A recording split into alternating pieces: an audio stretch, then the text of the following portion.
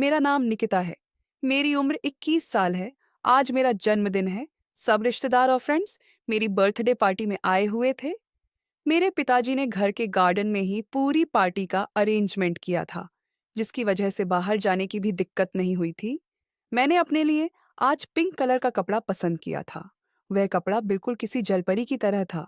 मैं उसे पहनकर बहुत खूबसूरत लग रही थी। पूरे परिवार में यह बात कही जा रही थी कि निकिता जैसी खूबसूरती किसी के पास नहीं है, और मैं खामोशी से अपनी तारीफ सुनकर मुस्कुरा लेती थी। यह सब मेरे लिए बहुत आम था। मैंने बाल खोलकर आगे को किए हुए थे। मेकअप बहुत ही खूबसूरती से किया गया था, जो मेरी रंगत पर खूब खिल रहा था। थोड़ी देर बाद ही एक नौकरानी ने आकर मुझे पिताजी का ऑर्डर पहुंचाया था कि आपके पिताजी आपको गार्डन में बुला रहे हैं। सब मेहमान आ चुके हैं, सिर्फ आपका ही इंतजार है। मैंने सिर को हिला दिया और अपने आप को आखिरी टच देकर मैं नीचे की तरफ बढ़ गई थी। उस कपड़ा में मुझे चलने में दिक्कत महसूस हो रही थी, इसीलिए मैं बहुत संभल कर चल रही थी, क्योंकि अगर मैं गिर जाती तो मेरी बहुत बेइज्जती होती। इसीलिए मैं हर कदम फूंक फूंक कर रखना चाहती थी। सीढ़ियां पार करके मैं गार्डन में आ गई थी। मैंने चारों तरफ नजर घुमाई तो ना जाने क्यों मुझे ऐसा महसूस हुआ जैसे यहाँ कुछ गलत हो रहा है, कुछ ऐसा जो हम सबकी नजरों से छिपा है। लेकिन मैंने सिर झटक दिया था। यह एहसास तो मुझे कुछ महीनों से हो रहा था, लेकिन मैं ज्यादा इस बात पर ध्यान नहीं देती थी। मैं गार्डन एरिया में पहुंची तो पिताजी सामने खड़े हुए थे और अपने दोस्तों से बात कर रहे थे। उनके ही एक दोस्त ने उन्हें मेरी तरफ देखने को बोला, तो वह मुस्कुराते हुए मेरे पास आ गए थे। उनके हाथ में विस्की का बोतल मौजूद था, जो मुझे देखकर बेहद बुरा लगा था। बेशक मैं एक ऐसे घराने से थी जहां इन तमाम चीजों को बुरा नहीं माना जाता था। हमारे यहाँ यह आम होती है। लेकिन मैं अपने परिवार की एकमात्र ऐसी लड़की थी जो बियर विस्की वगैरह से कोसों दूर रहती थी। मुझे ना जाने क्यों इसे देखकर ही उल्टी आ जाती थी। पिताजी मेरे चेहरे के भाव देखकर ही समझ गए थे कि मैं उनके हाथ में मौजूद विस्की के बोतल को पसंद नहीं कर रही हूँ। तो उन्होंने रास्ते में आई हुई टेबल पर ही अपना बोतल छोड़ दिया था और मेरे करीब आकर मुझे प्यार से अपने गले लगाया था। सबके बीच उन्होंने मेरे माथे पर मोहब्बत भरा किस दिया था और खुशी से मुझे बर्थडे विश किया था। मैंने उनका हाथ चूम लिया था और उनके सीने से लग गई थी। वह मुझे अपने साथ लगाते हुए केक टेबल के पास लाए थे और एक माइक अपने हाथ में लेकर सबका ध्यान अपनी तरफ लेने लगे थे। मैं अपने पिताजी को ही देख रही थी। जब उन्होंने मेरे लिए गाना गाना शुरू किया था, मैं मुस्कुरा उठी थी। पिताजी को गाना गाना बहुत अच्छा लगता था और उनकी आवाज़ भी बहुत अच्छी थी। सब धीरे धीरे तालियां बजाकर उन्हें सराह रहे थे। इसी दौरान मेरी नज़र कोने में खड़े अपने सबसे खास नौकर पर गई थी, जो हमारे घर का सबसे अच्छा नौकर था। मेरे ज्यादातर काम वही करता था। राजू की नज़र मेरी तरफ ही थी। ना जाने क्यों ऐसा मुझे महसूस हो रहा था जैसे राजू मुझे कुछ बताना चाहता है, लेकिन मेहमान और रिश्तेदारों की वजह से वह कुछ नहीं बोल पा रहा था। गाना खत्म हो जाने के बाद पिताजी मुझे लेकर टेबल के पास आए थे और केक कटिंग करने का कहने लगे थे। मैंने मुस्कुराते हुए छुरी उठाई थी और केक काट दिया था। सब जगह तालियां गूंज उठी थी। मैंने पिताजी को केक खिलाया तो उन्होंने भी मुझे केक खिलाया। अभी हम यही कर रहे थे जब वही नौकर मेरे पास आया और मेरी तरफ एक डब्बा बढ़ाते हुए बोला, मैडम साहिबा, ये हमारी तरफ से आपके लिए तोहफा है।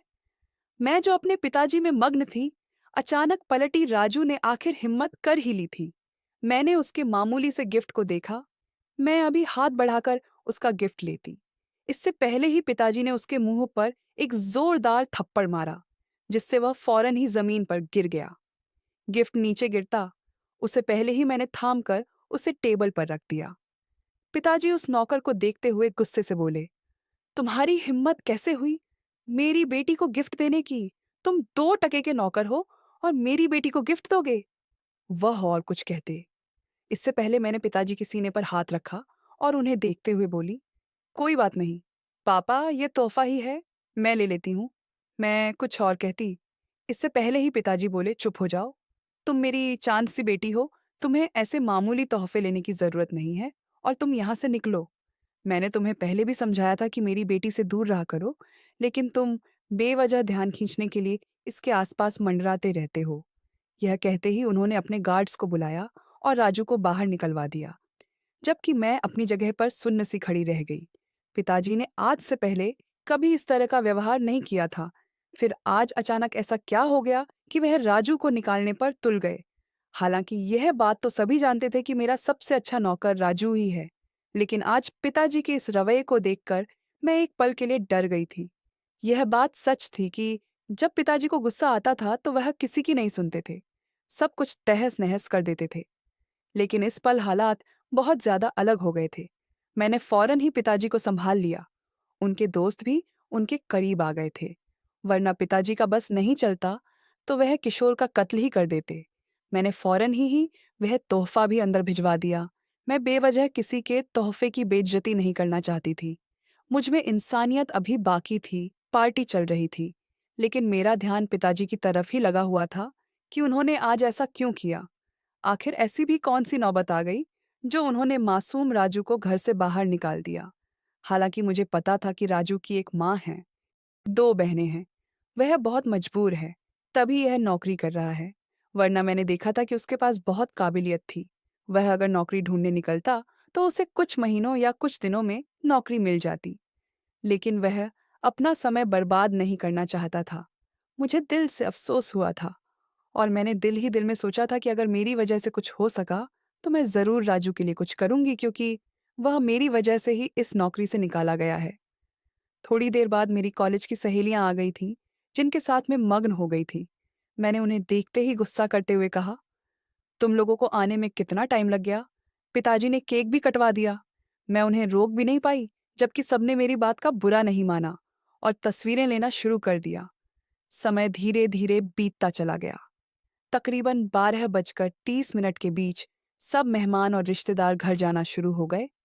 मैंने साफ तौर पर पिताजी के चेहरे पर एक अजीब सी परेशानी देखी थी। वह बार बार अपने माथे का पसीना पोंछ रहे थे और बेसमेंट की तरफ देख रहे थे। हमारा घर बहुत अजीब था। कभी मुझे लस में ऐसा महसूस होता था जैसे यहाँ कुछ रहस्यमय हो रहा है, तो कभी बेसमेंट की तरफ लगता था कि मुझसे कुछ छिपाया जा रहा है। मगर मैंने कभी भी अपने ख्याल जाहिर नहीं की, क्योंकि अगर मैं अपने ख्याल जाहिर करती तो बेवजह मुझे डांट पड़ जाती। पिताजी का कहना था कि फालतू की चीजों से दूर रहा करो और गलत बात बिल्कुल मत सोचा करो। जितना मैं सोचती थी, इसीलिए मैं चुप रहने में ही भलाई समझती थी। मैं कुछ सोचकर पिताजी के पास आई थी। उनके कंधे पर हाथ रखकर उन्हें अपनी तरफ ध्यान देने को कहा था। पिताजी, क्या हो गया? आपको कब से देख रही हूँ। आप मुझे बहुत उदास और परेशान लग रहे हैं। सब ठीक तो है ना? मेरी बात सुनकर पिताजी ने एक नजर मुझ पर डाली और सिर को हल्की सी हिलाकर बोले, तुम एक काम करो, आराम करने के लिए कमरे के अंदर चली जाओ। मैं थोड़ी देर में एक काम निपटा के आता हूँ। यह कहकर उन्होंने अपने कदम गाड़ी की तरफ बढ़ा दिए थे, जबकि मैं एकदम परेशान हो गई थी। मैं उन्हें आवाज देना चाहती थी लेकिन चुप रह गई। पिताजी का कहना था कि जब मैं कहीं जा रहा हूँ या किसी काम के लिए निकल रहा हूँ तो कभी भी मुझे पीछे से आवाज मत देना। यह अशुभ होता है। मेरे पिताजी इन सब चीजों पर बहुत विश्वास रखते थे। इसलिए मैंने चुप रहने में ही भलाई समझी और चुपचाप ऊपर अपने कमरे में चली गई थी। कमरे में जाकर मैंने अपने कपड़े बदल लिए और बिस्तर पर आराम करने के लिए लेट गई।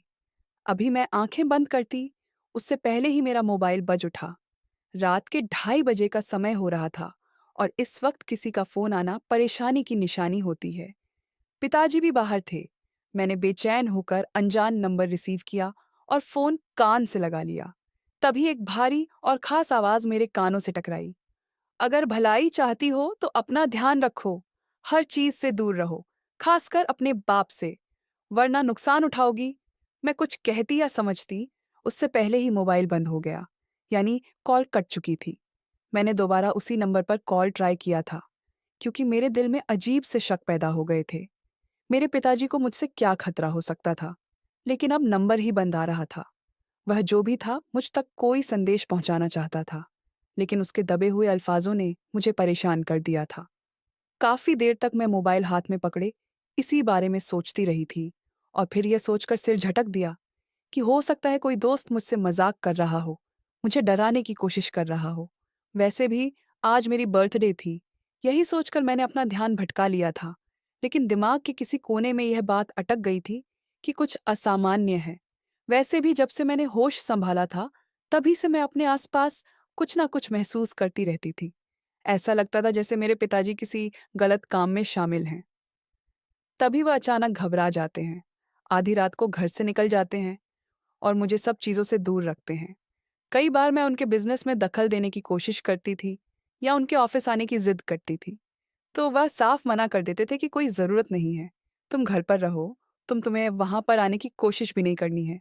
मैं वजह पूछती तो वह यही कहते, अभी तुम्हारी उम्र ही क्या है जो तुम बिजनेस में शामिल होना चाहती हो? अभी पढ़ाई करो, मौज मस्ती करो, घूमो फिरो, यही तो दिन होते हैं एंजॉय करने के। लेकिन मैं सबसे अलग थी।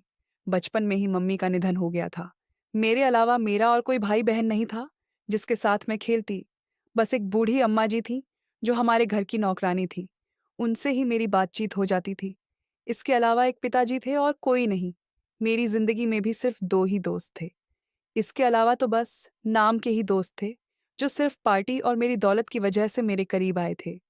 इन बातों ने मुझे बहुत गंभीर बना दिया था। अकेलापन इंसान को बहुत ज्यादा समझदार बना देता है। मेरे साथ भी ऐसा ही हुआ था। मैं यही चाहती थी कि अपनी पढ़ाई पूरी करने से पहले ही पिताजी का बिजनेस समझ जाऊं, ताकि बाद में जब मुझे बिजनेस संभालने की जरूरत पड़े तो मैं सब चीजें पहले से ही सीखी रहूं। लेकिन पिताजी मुझे हमेशा अपने बिजनेस से दूर कर देते थे। बेशक वह मुझे भरपूर पॉकेट मनी देते थे, कभी मुझे किसी चीज का ताना नहीं देते थे, अपनी सिर आंखों पर बिठाते थे। लेकिन मैं भी इंसान थी। मैं भी चाहती थी कि मेरी जिंदगी में कुछ अलग हो, थोड़ी जिम्मेदारियां आए। लेकिन पिताजी देना ही नहीं चाहते थे। समय धीरे धीरे गुजर रहा था। रात गहरी होती जा रही थी, लेकिन पिताजी का नाम और निशान नहीं था। मेरे कान पोर्च की तरफ ही लगे हुए थे।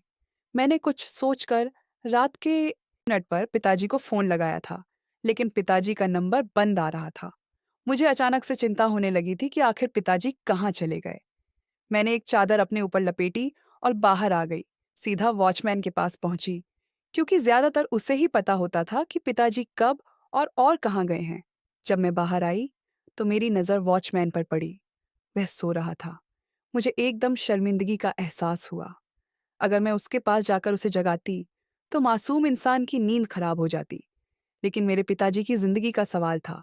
यही सोचकर मैंने अपने कदम व चमन की तरफ बढ़ाए और उसे जगाने लगी थी। वह मेरी पहली आवाज पर ही चौंक कर उठ गया था। वह मुझे देखते हुए हैरान भरे लहजे में बोला, जी मैम, साहिबा, बताइए। मैं सो गया था। दरअसल मेरी तबीयत थोड़ी ठीक नहीं है, वह टूटे फूटे शब्दों में बोला था।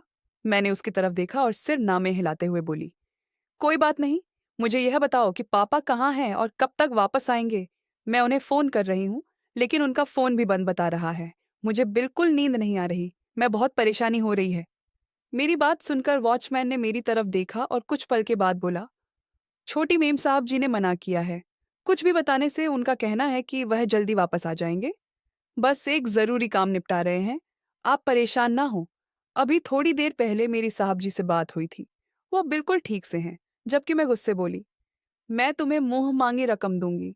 मुझे बताओ, मेरे बाबा कहाँ पर गए हैं और क्या काम कर रहे हैं। तुम्हें बिल्कुल परवाह करने की जरूरत नहीं है कि तुम्हारा नाम आएगा।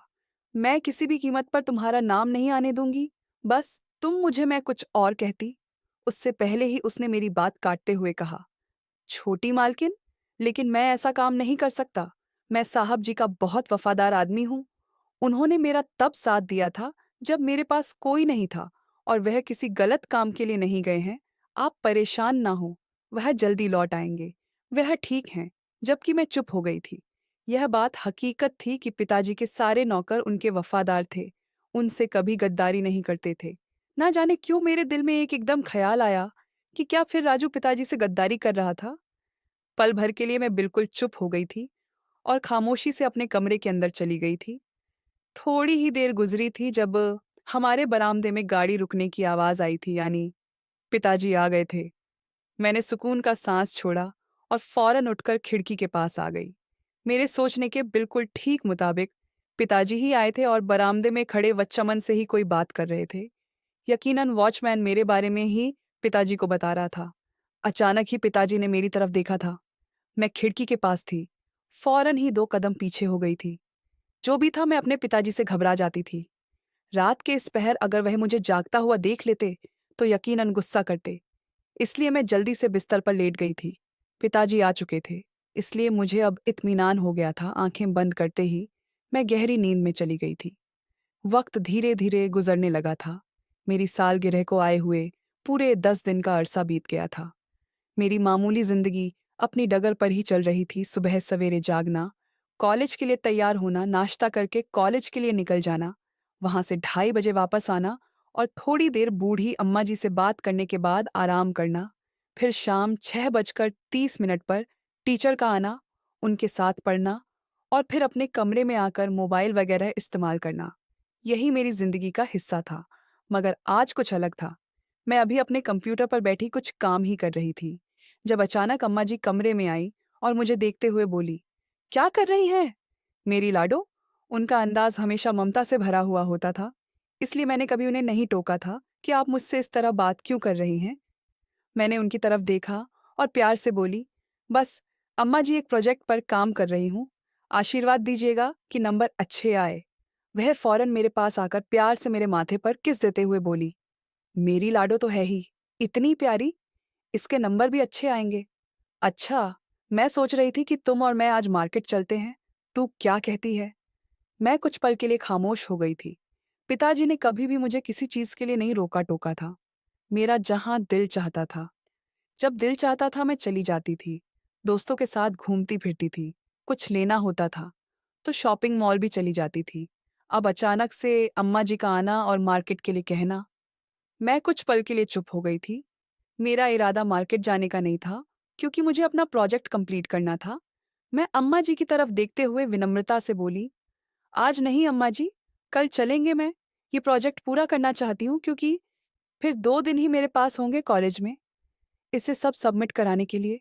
मैं कुछ और कहती, उससे पहले ही वह बोल पड़ी, मुझे कुछ नहीं पता, तुम्हारी अंग्रेजी मुझसे मत बोलो, तुम मेरे साथ चल रही हो। बस मैंने कह दिया, मैं बस अपने कपड़े बदलने जा रही हूँ, तुम भी अपना हुलिया ठीक कर लो। वह अधिकार जताते हुए बोली और वहां से चली गई, जबकि मैं अपना सिर थाम कर बैठ गई थी। मुझे अब समझ नहीं आ रहा था कि मैं क्या करूं। मैं अम्मा जी का दिल भी नहीं तोड़ना चाहती थी और मेरे लिए प्रोजेक्ट भी बहुत अहम था। कुछ पल सोचने के बाद मैंने एक ही फैसला लिया कि मैं अम्मा जी के साथ चली जाती हूँ। वह इतनी प्यार से मेरे पास आकर बोली थी कि अब उन्हें इनकार करना उनकी बेइज्जती होगी। यही सोचकर मैंने अपना प्रोजेक्ट बंद किया और वॉशरूम जाकर कपड़े बदल लिए। मैंने नीले रंग की शर्ट और ब्लू जीन्स पहनी थी। मैं 4:30 पर पिताजी को फोन लगाया था, लेकिन पिताजी का नंबर बंद आ रहा था। मुझे अचानक से चिंता होने लगी थी कि आखिर पिताजी कहाँ चले गए। मैंने एक चादर अपने ऊपर लपेटी और बाहर आ गई। सीधा वॉचमैन के पास पहुंची, क्योंकि ज्यादातर उसे ही पता होता था कि पिताजी कब और कहाँ गए हैं।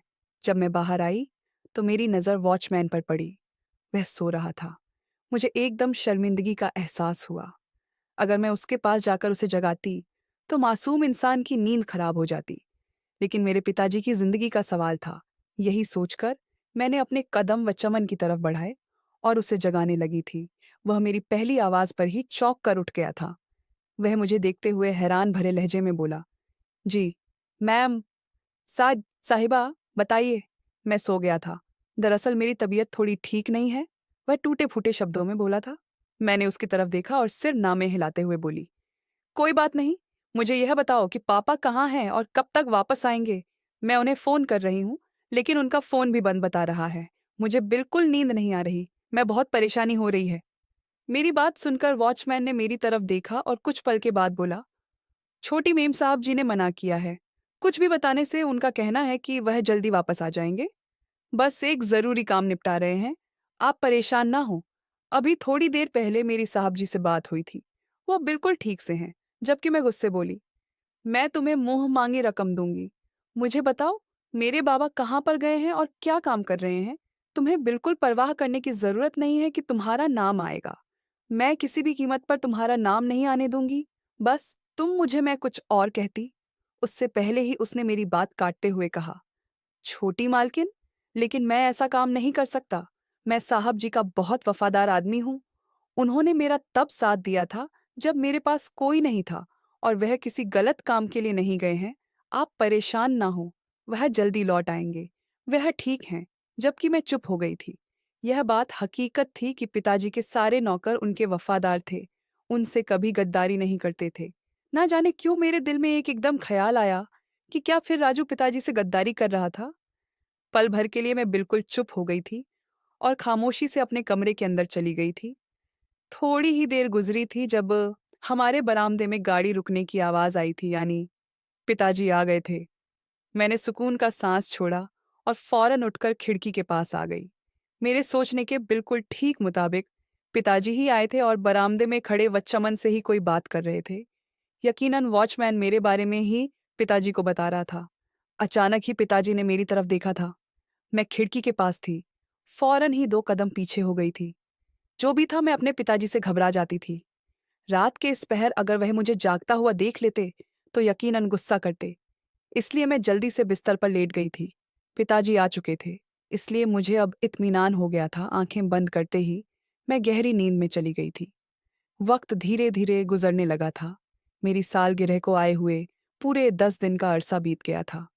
मेरी मामूली जिंदगी अपनी डगर पर ही चल रही थी। सुबह सवेरे जागना, कॉलेज के लिए तैयार होना, नाश्ता करके कॉलेज के लिए निकल जाना, वहां से 2:30 बजे वापस आना और थोड़ी देर बूढ़ी अम्मा जी से बात करने के बाद आराम करना। फिर शाम 6:30 पर टीचर का आना, उनके साथ पढ़ना और फिर अपने कमरे में आकर मोबाइल वगैरह इस्तेमाल करना। यही मेरी जिंदगी का हिस्सा था। मगर आज कुछ अलग था। मैं अभी अपने कंप्यूटर पर बैठी कुछ काम ही कर रही थी जब अचानक अम्मा जी कमरे में आई और मुझे देखते हुए बोली, क्या कर रही हैं मेरी लाडो। उनका अंदाज हमेशा ममता से भरा हुआ होता था, इसलिए मैंने कभी उन्हें नहीं टोका था कि आप मुझसे इस तरह बात क्यों कर रही हैं। मैंने उनकी तरफ देखा और प्यार से बोली, बस अम्मा जी, एक प्रोजेक्ट पर काम कर रही हूँ, आशीर्वाद दीजिएगा कि नंबर अच्छे आए। वह फौरन मेरे पास आकर प्यार से मेरे माथे पर किस देते हुए बोली, मेरी लाडो तो है ही इतनी प्यारी, इसके नंबर भी अच्छे आएंगे। अच्छा, मैं सोच रही थी कि तुम और मैं आज मार्केट चलते हैं। तू क्या कहती है। मैं कुछ पल के लिए खामोश हो गई थी। पिताजी ने कभी भी मुझे किसी चीज के लिए नहीं रोका टोका था। मेरा जहां दिल चाहता था, जब दिल चाहता था, मैं चली जाती थी। दोस्तों के साथ घूमती फिरती थी। कुछ लेना होता था तो शॉपिंग मॉल भी चली जाती थी। अब अचानक से अम्मा जी का आना और मार्केट के लिए कहना, मैं कुछ पल के लिए चुप हो गई थी। मेरा इरादा मार्केट जाने का नहीं था, क्योंकि मुझे अपना प्रोजेक्ट कंप्लीट करना था। मैं अम्मा जी की तरफ देखते हुए विनम्रता से बोली, आज नहीं अम्मा जी, कल चलेंगे। मैं ये प्रोजेक्ट पूरा करना चाहती हूँ, क्योंकि फिर 2 दिन ही मेरे पास होंगे कॉलेज में इसे सब सबमिट कराने के लिए। मैं कुछ और कहती, उससे पहले ही वह बोल पड़ी, मुझे कुछ नहीं पता, तुम्हारी अंग्रेजी मुझसे मत बोलो, तुम मेरे साथ चल रही हो। बस मैंने कह दिया, मैं बस अपने कपड़े बदलने जा रही हूँ, तुम भी अपना हुलिया ठीक कर लो। वह अधिकार जताते हुए बोली और वहां से चली गई, जबकि मैं अपना सिर थाम कर बैठ गई थी। मुझे अब समझ नहीं आ रहा था कि मैं क्या करूं। मैं अम्मा जी का दिल भी नहीं तोड़ना चाहती थी और मेरे लिए प्रोजेक्ट भी बहुत अहम था।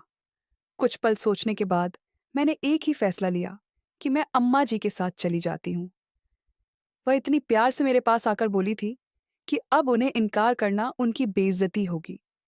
यही सोचकर मैंने अपना प्रोजेक्ट बंद किया और वॉशरूम जाकर कपड़े बदल लिए। मैंने नीले रंग की शर्ट और ब्लू जीन्स पहनी थी। मैं आई तो अम्मा जी सफेद शलवार कमीज में खड़ी मेरी ही इंतजार कर रही थी। मैंने पास आकर उन्हें चलने के लिए कहा। फौरन ही ड्राइवर ने हमारे लिए दरवाजे खोल दिए। मैं अम्मा जी के साथ पीछे बैठ गई थी और उनकी तरफ देखते हुए बोली, अच्छा, आप बताइए कहाँ जाना है और क्या खरीदना है आपको। वह फौरन बोली, मैंने अपनी लाडो को तोहफा नहीं दिया था, मुझे साहब जी ने तनख्वाह है, इस बार थोड़ी देर से दी है। चलो, मैं तुम्हें तोहफा दिलाऊंगा थी। और उनकी तरफ देखते हुए बोली, आप ही मेरे लिए एक इतना बड़ा तोहफा है, मुझे किसी तोहफे की जरूरत नहीं है। और रही बात मेरी बर्थडे की, तो दिन निकल चुका है, आपको फिक्र करने की जरूरत नहीं है। मैं कुछ और कहती, उससे पहले ही वह बोली, सही बात है, हम तो नौकर हैं, इसलिए तुम हमारा तोहफा नहीं लेना चाहती, किसी और की तरह तुम मेरा तोहफा भी फेंक दोगी। उनकी बात सुनकर मेरा चेहरा लाल हो गया था और मैंने सिर नामे हिलाते हुए कहा, नहीं अम्मा जी, ऐसी कोई बात नहीं है, मैं तो आपकी वजह से बोल रही थी।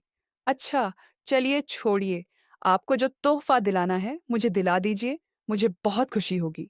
यह बोलकर मैंने ड्राइवर को आदेश दिया और करीबी मार्केट की तरफ ले जाने के लिए कह दिया। कुछ पल की दूरी के बाद हम मार्केट पहुंच गए थे। अम्मा जी अपनी शॉपिंग में मग्न हो गई थी और मैं अपनी शॉपिंग में काफी अरसा हो गया था। मैं मार्केट भी नहीं आई थी, इसीलिए मैं मग्न अंदाज में अपने लिए चीजें खरीद रही थी। अभी थोड़ी ही देर हुई थी जब मुझे अचानक ऐसा महसूस हुआ जैसे कोई मेरा पीछा कर रहा हो। किसी की नजरों की तपिश मुझे लगातार अपनी पीठ पर महसूस हो रही थी। मैंने फौरन अपना मुंह घुमाकर देखा, लेकिन कोई भी वहां मौजूद नहीं था। मैंने अपने ख्याल को झटक कर आगे बढ़ गई और अपने लिए पार्सल लेने लगी, मगर अचानक किसी ने मेरा नाम लेकर पुकारा। मैंने फौरन पीछे की तरफ देखा। वहां राजू खड़ा था। उस समय वह ब्लैक पैंट और शर्ट में था और काफी आकर्षक लग रहा था। कुछ पल के लिए तो मैं उसकी शख्सियत को देखकर हैरान रह गई कि वह इतना बदल गया है। मुझे कुछ लम्हे लगे उसे पहचानने में, वरना आम तौर पर मुझे उसे भूलना नहीं चाहिए था, क्योंकि सिर्फ 16 दिन ही हुए थे उसे नौकरी से निकाले हुए। वह मुझे देखते हुए बोला, कैसी है मैडम जी, तबीयत वगैरह ठीक है आपकी? उसका अंदाज बिल्कुल बदला हुआ था। मैंने हैरा से राजू को देखा कि वह किस लहजे में मुझसे बात कर रहा था। हालांकि वह मुझे मैडम साहिबा या मालकिन कहता था। मैंने सिर को हल्की झटक दिया और उसे देखते हुए बोली, हाँ राजू, मेरी तबीयत भी ठीक है और हालात भी। तुम बताओ, तुम कैसे हो? उस दिन पिताजी ने तुम्हारे साथ जो भी किया, उसके लिए मैं माफी मांगती हूँ। पिताजी को ऐसा नहीं करना चाहिए था।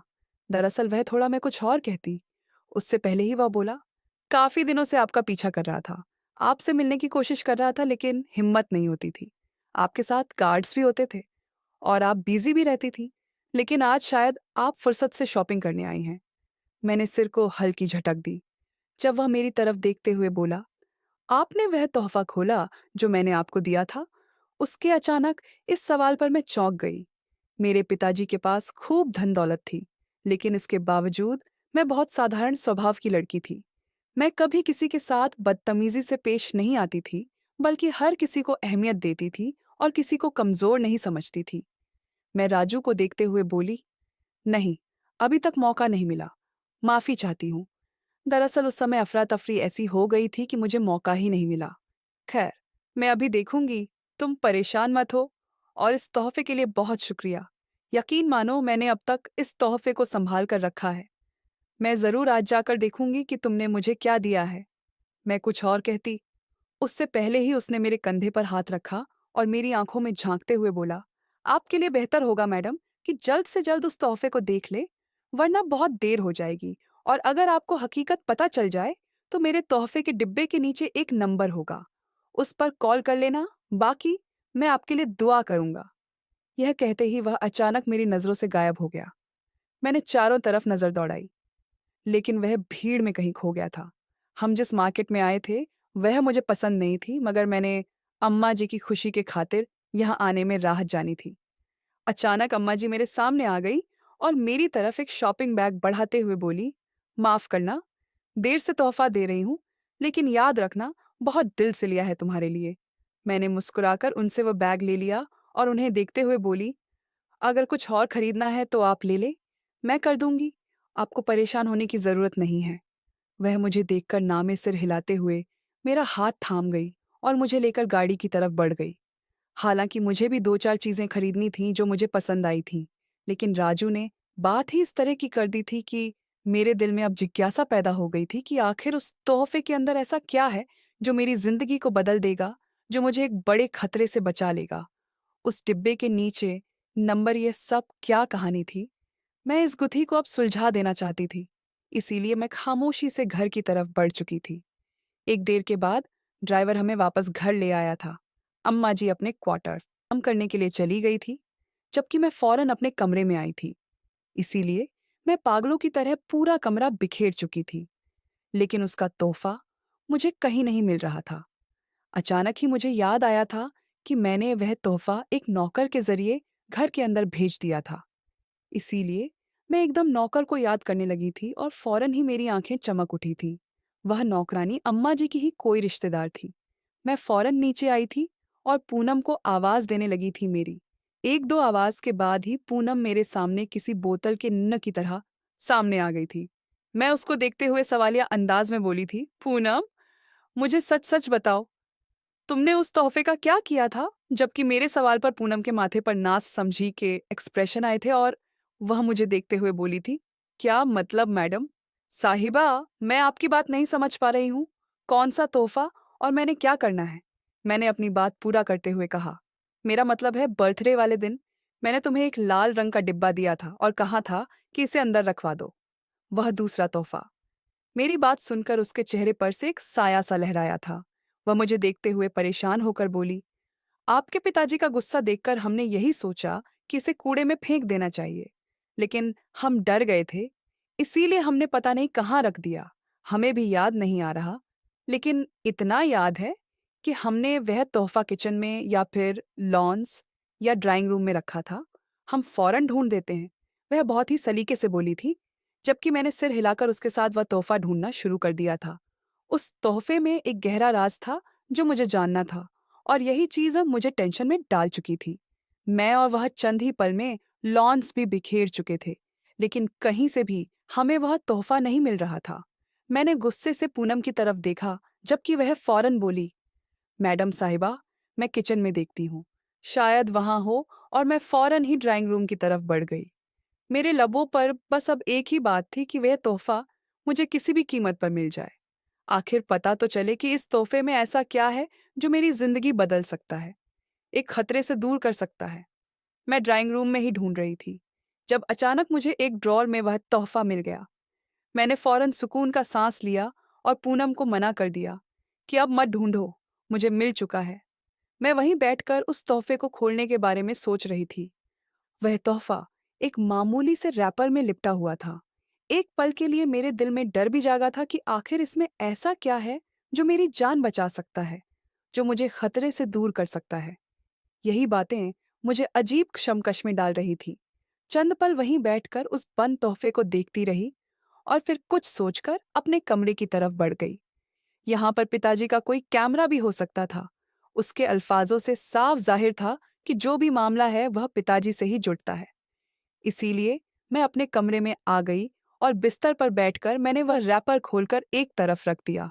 मेरा दिल जोर जोर से धड़क रहा था, और जैसे ही मैंने वह डिब्बा खोला, उसके अंदर एक खत मौजूद था। मेरे माथे पर बल आए, आखिर इस खत के अंदर क्या है? और फिर जब मैंने वह खत निकालकर पढ़ना शुरू किया, तो मेरे कदमों तले जमीन सरक गई। ऐसा लग रहा था जैसे आसमान मेरे सिर पर गिर रहा हो। मेरी आत्मा तक कांप गई। कुछ सोचकर मैं अपनी जगह से खड़ी हुई। मैंने वह डिब्बा अपने हाथ में ही ले रखा था, क्योंकि मुझे याद था कि उसने कहा था, इस डिब्बे के पीछे एक नंबर मौजूद है। मैं वह डिब्बा हाथ में थाम कर नीचे आई थी। जो भी मामला था लॉन्स और बेसमेंट का ही था। मुझे इन दोनों जगहों पर ही शक था, और इस खत में भी इन दो जगहों का ही जिक्र किया गया था। मैं लॉन्स के कोने वाले हिस्से में आ गई, और जब मैंने अपना पांव जोर जोर से कोने वाले फर्श पर मारा, तो मुझे लोहे की आवाज आना शुरू हो गई। मैंने सब कुछ सोचकर आंखें बंद कर ली। मुझे अपने पिता से इस हरकत की बिल्कुल उम्मीद नहीं थी। मैं अभी इस जगह को खोलकर नहीं देख सकती थी, क्योंकि मेरे आसपास बहुत से नौकर मौजूद थे। मेरा इरादा बेसमेंट की तरफ जाने का था, लेकिन मैं अभी दिन के वक्त नहीं जा सकती थी, क्योंकि सब जाग रहे थे और मैं नजरों में आ सकती थी। इसीलिए मैं अपने कमरे में आकर बैठ गई थी। मैंने अपना सिर थाम लिया था। उस खत के अंदर लिखा हुआ था, मैं राजू हूँ, लेकिन मैं एक खुफिया एजेंसी से आया हूँ। आपकी मदद करने के लिए हम आपके पिता के खिलाफ सबूत इकट्ठा कर रहे हैं। इसीलिए मुझे फौरन ही आपके यहाँ नौकर के भेस में भेजा गया। जिसे आपके पिताजी ने चुना था, हमने उसे रास्ते से ही हटा दिया था, यानी उसे खत्म नहीं किया, मगर उसे समझाकर दूसरी नौकरी दिला दी थी। उसकी जगह मैं आ गया था, आपके पिताजी के साथ रहने की कोशिश करने लगा था। तब कहीं जाकर मुझे सारा मामला समझ आया। दरअसल आप अपने बाप की संतान नहीं हैं। आपको गोद लिया गया है। आपके पिताजी कभी बाप बन ही नहीं सकते थे। इसीलिए उन्होंने अपनी झूठी पहचान बनाने के लिए आपको अपनी बेटी बना लिया। आपके पिताजी का काम बहुत ही खतरनाक है। वह लोग अगवा करते हैं, खासकर लड़कियां, और फिर उनके अंग निकालकर आगे बेच देते हैं। ज्यादातर लड़कियां बेसमेंट में होती हैं, और जब उनका कत्ल हो जाता है तब उन्हें कहूँ ले जाकर फेंक दिया जाता है। और ज्यादातर लड़कियों को आपके लॉन्स के उस कोने में मौजूद एक जगह पर फेंक दिया जाता है, जो बिल्कुल एक टैंक की तरह अंदर की तरफ बना हुआ है, ताकि ना किसी को पता चले और ना ही कोई सबूत मिले। अगर आप मेरा साथ देना चाहते हैं और अपने बाप को बेनकाब करना चाहती हैं, तो मेरे इस नंबर पर कॉल कर लीजिएगा। मुझे आपकी ज़रूरत पड़ेगी, क्योंकि अगर आप अपने बाप को बेनकाब नहीं करेंगी, तो कुछ दिनों बाद आपका सौदा भी हो जाएगा। आप जब पार्टी में गई थी तब ज्यादा क्लाइंट बाहर से आए थे, उन सबके सामने ने आपको ले जाया गया था ताकि वे लोग आपको पसंद कर ले।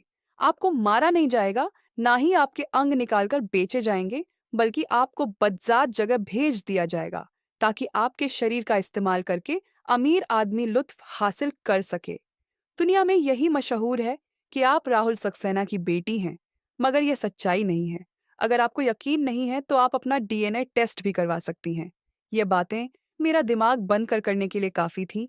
सबसे पहले मैं बेसमेंट चेक करना चाहती थी। इसके बाद ही मैं आगे बढ़ती। राजू की बात सही थी। पार्टी के दौरान मुझे कई बार अपने वजूद पर गहरी निगाहें महसूस हुई थीं, लेकिन मैं हमेशा अपना सिर झटक दिया करती थी कि नहीं, ऐसा कुछ नहीं है, ये सब मेरी गलत फहमी है। मैंने जो कपड़ा पहना हुआ है, शायद इसी वजह से सब मुझे देख रहे हैं, मगर कुछ तो अलग था। और अब लॉन्स के अंदर उस जगह से आवाज आना इस बात की निशा थी कि पिताजी कुछ तो कर रहे हैं। अब रात धीरे धीरे गुजरती चली गई थी। जैसे ही शाम के साया ढली, तमाम मुलाजिम अपने क्वार्टर चले गए थे। सिर्फ एक वॉचमैन और कुछ गार्ड ही मौजूद थे जिनका ध्यान बेसमेंट की तरफ बिल्कुल नहीं था। मैंने बहुत सावधानी के साथ करीब 12:30 के बीच अपने कमरे से निकलकर बेसमेंट की तरफ अपना कदम बढ़ाया। मुझे बस एक ही डर था कि कोई मेरी तरफ देखा ना ले। मेरे ऊपर सिर्फ एक दुआ थी कि पिताजी भी ना आए, क्योंकि अगर मुझे इस वक्त कोई देख लेता तो मेरे लिए बहुत बड़ी मुश्किल पैदा हो सकती थी। मैंने बहुत एहतियात से वह रास्ता पार कर ही लिया। जब मैं बेसमेंट के करीब आकर उसके दरवाजे को देख रही थी, तो चंद सेकंड के लिए मैं अपनी जगह पर खामोशी से खड़ी रही। ना जाने क्यों, मुझे वाजे तौर पर ऐसा महसूस हो रहा था कि अंदर लड़कियां मौजूद हैं। मैंने अपने कदम बेसमेंट की तरफ बढ़ाए। मैं बार बार पीछे मुड़कर भी देख रही थी कि कोई मुझे ना देखे। और जब मैंने दरवाज़ा खोलने की कोशिश की, तो दरवाज़ा बड़े ताले से बंद कर दिया गया था। मेरी नज़र बार बार पीछे की तरफ जा रही थी, क्योंकि मुझे यह डर लगा था कि पिताजी ने अगर अंदर लड़कियां रखी होंगी तो वह यहाँ से गाफिल नहीं हो सकते। मैंने फौरन एक छोटी सी झड़ी से अंदर झांका था, और राजू की बात सच साबित हो गई थी। पिताजी वाकई लड़कियों को अगवा करके उनके बॉडी के अंग बेच रहे थे। कुछ लड़कियों को शरार तौर पर इस्तेमाल करने के लिए आगे भेजा जा रहा था। मुझे यकीन नहीं आ रहा था कि मेरा बाप इस हद तक जा सकता है। पैसों की लज्जत इंसान को यह सब करने पर मजबूर कर देती है। मैंने ख्वाबों ख्यालों में भी नहीं सोचा था। मुझे हैरानी की इस बात पर थी कि मेरे बाप ने मेरा ही सौदा कर डाला। बेशक मैं उनकी बेटी नहीं थी, लेकिन उन्होंने मुझे पाला था, मुझे प्यार दिया था, मुझे हर ऐश और आराम से माला माल रखा था, जो एक पिता अपनी औलाद को देना चाहता है। मैं अपने कमरे में आकर अपने पिताजी के बारे में सोच रही थी। अगर उस समय मैं स्वार्थी हो जाती, उन लड़कियों के बारे में नहीं सोचती, तो मुझ पर लानत थी। मैं भी तो एक लड़की थी, और मेरी जान को भी तो खतरा था। अगर मैंने किसी और से संपर्क नहीं किया होता तो मैं भी बुरी तरह से फंस सकती थी, और बेसमेंट में मौजूद वे मासूम लड़कियां भी जान की बाजी हार सकती थीं। मैंने कहानी देर तक बैठते बैठते इसी बारे में सोचा कि मुझे क्या करना चाहिए। क्या मुझे फ़ोन कर देना चाहिए? क्योंकि अगर मैं फ़ोन कर देती तो मुझे गवाही देनी थी, और उसके बाद पिताजी की ज़िंदगी खत्म हो जाती। मेरी गवाही बहुत मायने रखती थी, क्योंकि मैं उनकी संतान थी, उनके साथ रहती थी। मुझसे ज़्यादा मेरे पिताजी को कोई नहीं समझ सकता था। कानून भी मेरी गवाही को तुरंत मान लेता। कुछ सोचकर मैंने गहरी सांस ली और उस नंबर पर फ़ोन डायल कर दिया। मेरी पहली रिंग पर ही कॉल उठाई गई थी। सामने से कोई और बात कर रहा था। मैंने धीरे धीरे उसे सारी स्थिति से अवगत करवा दिया और बताया कि मैं तुम्हारे साथ हूँ। तुम्हें जो करना है तुम कर सकते हो। जब वह यह बात सुना, तो फौरन मेरा ने शुक्रिया अदा किया, और तुरंत ही आधे घंटे बाद वह पूरी फोर्स के साथ हमारे घर पहुंच गया था। मैंने सोचा भी नहीं था कि मैं इस हद तक जाऊंगी। मुझे आज समझ आया था मेरी तन्हाई, मेरी खामोशी, मेरी समझदारी अब किस काम आई थी। बेशक तन्हाई इंसान को खोखला कर देती है, लेकिन कुछ तन्हाई इंसान को इतना समझदार बना देती है कि वह अपनी जिंदगी को संवार लेता है। राजू ने फौरन ही बाबा को अरेस्ट करवा दिया था, जबकि बाबा मुझे बेयकीन निगाहों से देख रहे थे। उन्हें वाकई यकीन नहीं आ रहा था कि मैं उस हद तक पहुंच गई जिस हद से पापा मुझे हमेशा दूर रखते थे। फौरन ही उन्हें जेल कर दिया गया था, और जब मैंने गवाही दी तो उनकी जिंदगी खत्म हो गई थी। उन्हें फांसी के फंदे पर चढ़ा दिया गया था। पापा का ज्यादातर पैसा हराम का था, इसीलिए उन सभी पैसों को भी मैंने चैरिटी में दे दिया था, क्योंकि पापा के बाद उनकी वारिस मैं ही थी। मैंने बस ज़रूरत के मुताबिक अपने पास पैसा रखा था और उससे कारोबार शुरू किया था और दिल लगाकर उसमें मेहनत करने लगी थी। कभी-कभी मुझे मेरे पिताजी याद आते हैं, लेकिन जब उनकी हरकतें याद आती हैं, तो मेरा दिल फटने के करीब आ जाता है। क्योंकि उन्होंने जो किया था, उसकी माफ़ी नहीं थी उनके साथ, यही होना चाहिए था। उस रात के बाद मेरी ज़िंदगी पूरी तरह बदल चुकी थी। पापा की सच्चाई जानने के बाद मेरा दिल बुरी तरह टूट गया था। उन्हें फांसी के फंदे पर चढ़ाए जाने के बाद भी मैं कई रातें चैन से नहीं सो सकी। हालांकि मैंने वही किया जो सही था, लेकिन कहीं ना कहीं उनका चेहरा बार बार मेरे सामने आ जाता था। मेरे अंदर एक जंग छिड़ी हुई थी। एक तरफ उन मासूम लड़कियों की चीखें थीं, जो मेरे कानों में गूंजती रहती, और दूसरी तरफ पापा की छवि थी, एक पिता की छवि, जिसने मुझे बड़े प्यार से पाला था। मैंने खुद को समझाने की कोशिश की कि इंसाफ करना जरूरी था, जो गुनाह उन्हें सजा मिलनी ही चाहिए थी। उनके पैसे से मैंने जो कारोबार शुरू किया, उसे दिन रात मेहनत करके आगे बढ़ाया। मैंने फैसला किया था कि मैं अपनी जिंदगी एक मिसाल बनाऊंगी। मैंने बहुत सारी चैरिटी में हिस्सा लेना शुरू किया, खासकर उन संस्थाओं में जो लड़कियों को बचाने और उन्हें एक नई जिंदगी देने का काम करती थी। ऐसा करने से मुझे सुकून मिलता था, मानो मैं पापा के किए गुनाहों का प्रायश्चित कर रही हूँ। इसी बीच राजू से मेरी मुलाकातें बढ़ने लगीं। वह ना सिर्फ मेरी मदद कर रहा था, बल्कि मुझे हिम्मत भी देता था। एक दिन उसने मुझसे कहा, तुमने जो किया बहुत हिम्मत का काम था, बहुत कम लोग ऐसा कर पाते हैं। उसकी बातें सुनकर मुझे एहसास हुआ कि मैं अब कमजोर नहीं हूं।